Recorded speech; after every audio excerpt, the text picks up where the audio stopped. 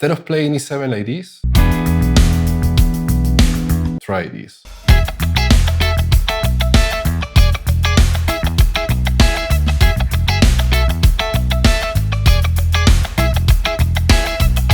So I'll start by playing this E9th chord that I like a lot. I have the flat 7 on the bass, I got the 9, I got the 3rd, and I got the root on the melody.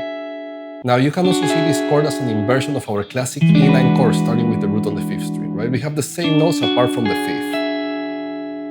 Now the next step is to bring that 3rd, 9th fret of the B string half step up to the 4th. Now I have an E9 sus4. So far I have this. Now from here I'm going to go to this E major 2nd inversion, strings 2, 3, and 4. I got the 5th, I got the root, and I got the 3rd.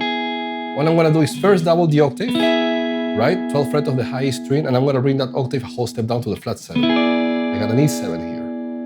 All I'm doing then is replacing that flat 7 for the root. As a side note, here's a quick tip to come up with new voices. You can always replace the note of the highest string for the lowest string. So in this example, I have this E9 chord, I have my root on the melody, I'm going to bring my root to the bass note. Now the 3rd is on the melody, right? I have a new color here. I can do the same with the 1 chord, I'm in the key of A, so I'm going to go to A major 7. Now here I have the 3rd on the melody, that's C sharp note. I'm going to bring it to the lowest string. Now the 3rd is on the bass, so I have this movement. E9 to A major 7 on the highest string, and now E9 to A major 7. Now if I put all that together, at the end I have this.